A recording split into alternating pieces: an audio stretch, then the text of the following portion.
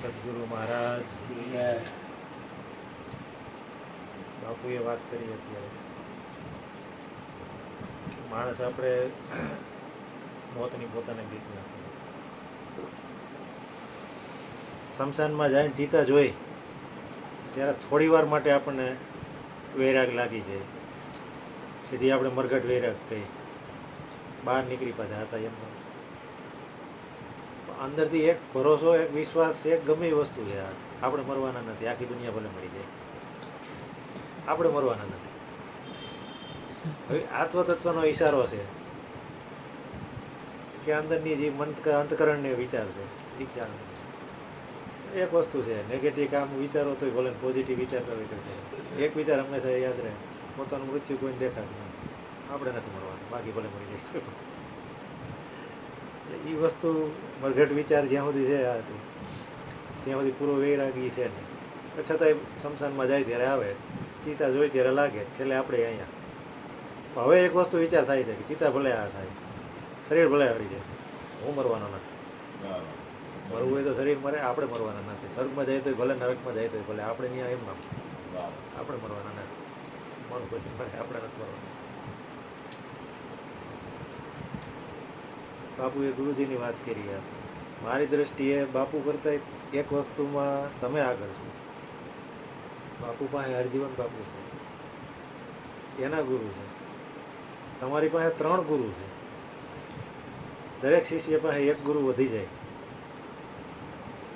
દરેક શિષ્ય પાસે એક ગુરુ વધી જાય છે.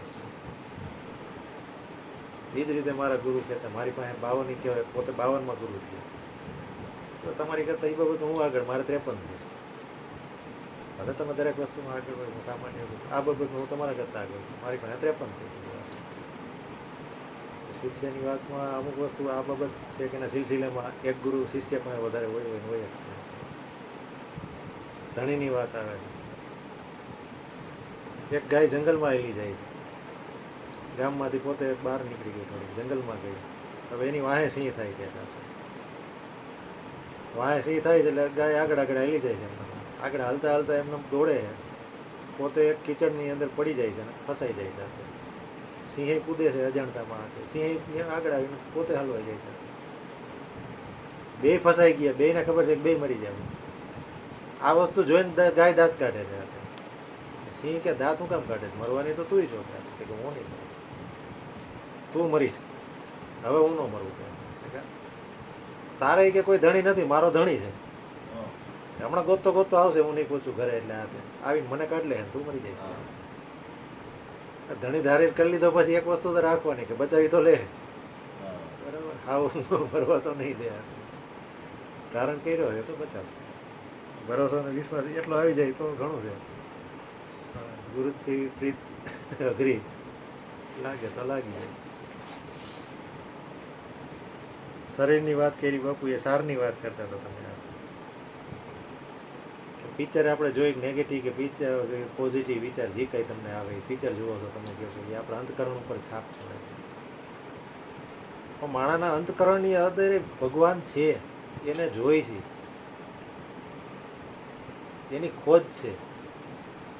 હમણાં લાલો પિક્ચર આવ્યું, હાવ સામાન્ય, તમે જોયું હોય છે લગભગ લોકોએ. એક ખાલી ફાર્મ હાઉસના રૂમની અંદર, ઓસરીની અંદર એ પિક્ચર પૂરું થાય છે. કોઈ બજેટ નહીં, કોઈ સારા કેમેરા નહીં, કોઈ કાસ્ટિંગ નહીં, કોઈ સારું ડાયરેક્ટર નહીં. હાવ એમ કહો ને કે પાયની અંદર પિક્ચર બની ગયું હતું. ઉપદેશ શું આપ્યો હતો? ગીતાજીનો સાર અને કૃષ્ણ પરમાત્માના અસ્તિત્વની વાત. દરેક થિયેટરની અંદર વિડીયો આવ્યો હતો અત્યારે કે પિક્ચર પૂરું થાય એટલે માણસ ન્યા રમવા માંડે, પોતે નાચવા માંડે. દરેકના અંતકરણમાં ખોજ તો છે જ. એમાં જો આવી જાય ભગવાનનું તો અંદર જાગી જાય છે. શું તત્વ જાગે છે એ ખબર નથી, પણ બધાને ગમે છે આ વસ્તુ, બધાને ગમે છે. નકર કોઈ વસ્તુ પિક્ચરમાં નથી. કાંઈ વસ્તુ મારા દ્રષ્ટિ પ્રમાણે 10, 15, 20 લાખમાં એ પિક્ચર બની ગયું હોય છે અને 100 કરોડની કમાણી કરી પિક્ચર હતી. તો એ ખોજ બધાને ગમી છે કે દરેકની અંદર, દરેકના અંદર અસ્તિત્વની અંદર હૃદયમાં પરમાત્મા છે, છે જ. બરાબર. આ એક જ સારી પિક્ચરમાંથી નીકળો 100 કરોડને પાર કરી ગયું પિક્ચર આખું બધું, બરાબર. 1 કરોડમાં પિક્ચર બન્યું નથી, 100 કરોડની પાર એનો બિઝનેસ થઈ ગયો.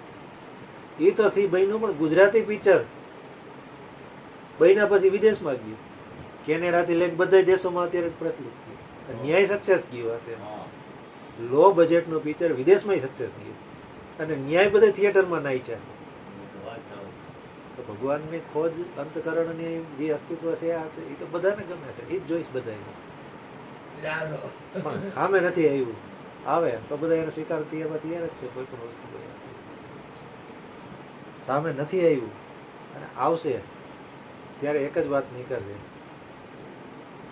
જે બુલેસાની છે કે ઇશ્ક બુલેનું નચાએ યાર નચના પડતા હે,